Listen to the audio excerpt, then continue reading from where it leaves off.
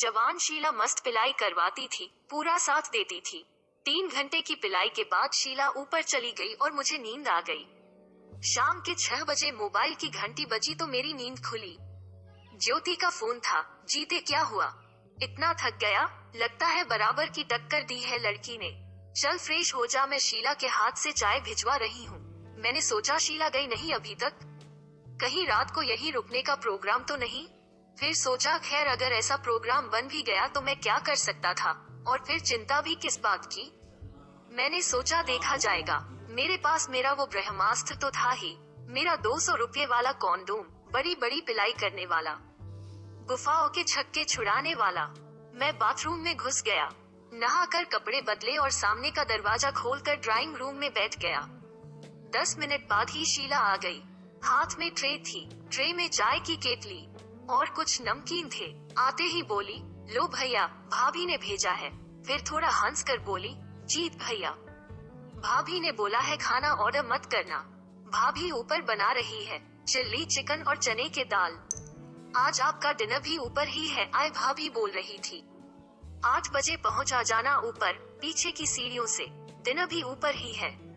मतलब शीला भी जानती है कि आज रात कुछ और भी है जो ऊपर होना था।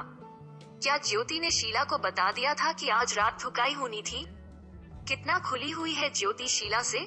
फिर शीला मेरे भुरा को पकड़कर बोली, पप्पू तैयार हो जा, पूरी रात का जागरण है तेरा, आज तो मजे है तेरे। पप्पू, मेरी तो हंसी ही निकल गई। कमाल की है ये शीला भी। और फिर बिना मेरे जवाब का इंतजार किए शीला मुड़ी और निकल गई, जैसे दिन में कुछ हुआ ही ना हो, मुझसे पिली ही ना हो।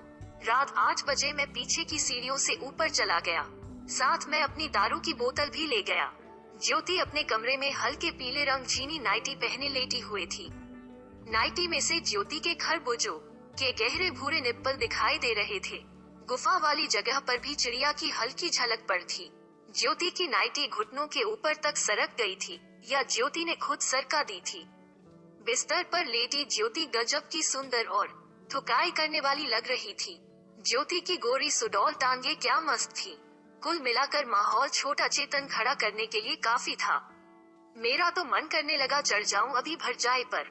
मैंने दारू की बोतल टेबल पर रखी और ज्योति के पास ही बेड पर बैठ गया और ज्योति की नाइटी के ऊपर से चिड़िया पर हाथ फेरता हुआ बोला, क्या बात है भर जाए, बड़ी कातिल लग रही हो आज, किसका कत्ल करना है? कहते हुए मैंने ज्योति के खरबूजों को हल्का भी दबा दिया। ज्योति ने हल्की सी एक सिसकारी ली, आह जीते, और बोली, जीते। शीला तो तेरी तारीफें करते ही नहीं थक रही थी। आज तो कोई और बात ही नहीं की उसने, बस यही बताती रही, जीत भैया ने ऐसे चिड़िया चूसी, ऐसे भुरा चुसवाया, ऐसे ठोका, वैसे पेला। 20 बार तो उसने अपनी चिड़िया खुजलाई होगी बात करते करते। ऐसा भी क्या पेल दिया तूने शीला को? शीला ने मुझे पहले भी अपनी थुकाई के किस्से सुनाए हैं, मगर आज तो कमाल हो गया। कोई और बात ही नहीं की उसने, बस थुकाई थुकाई थुकाई। जीत भैया ने ऐसे पेला, जीत भैया ने वैसे ठोका। मैं हल्का सा हंसा और बोला, भर जाए ये तो अब आप ही बताना। ये कहकर नाइटी के ऊपर से ही ज्योति की चिड़िया का एक चुम्मा लिया और फिर उसके होंठ अपने होठों में लेकर चूसने लगा। ज्योति ने भी मुझे अपनी बाहों में ले लिया और मेरे होंठ चूसने लगी। कुछ देर बाद मैंने ज्योति के होंठ छोड़े और खरबूजे मसलता हुआ बोला, एक एक हल्का पैग लगा ले भर जाए। भुरा खड़ा होने लगा है, आई हाँ चल, कहते हुए ज्योति उठने लगी। मैंने ज्योति को उठने में मदद की और फिर से उसे बाहों में लेकर उसके होंठ अपने होठों में ले लिए। ज्योति ने भी मुझे पीछे से पकड़कर मुझे अपने खरबूजों से चिपका लिया। मेरा भुरा खड़ा होने लगा था और ज्योति की गुफा के बिल्कुल सामने था। ज्योति ने एक हाथ से मेरा भुरा पकड़ लिया। 10 मिनट हम ऐसे ही एक दूसरे के होंठ चूसते रहे। जब अलग हुए तो ज्योति बोली, जीते मेरा तो ठुकवाने का मन भी होने लगा है। ये कहकर ज्योति ड्राइंग रूम के ही एक कोने में लगी अलमारी से वोडका और विस्की की बोतल निकाल लाई। मैंने कहा, भर जाए बस वोडका निकालो, मैं अपना ब्रांड लेकर आई।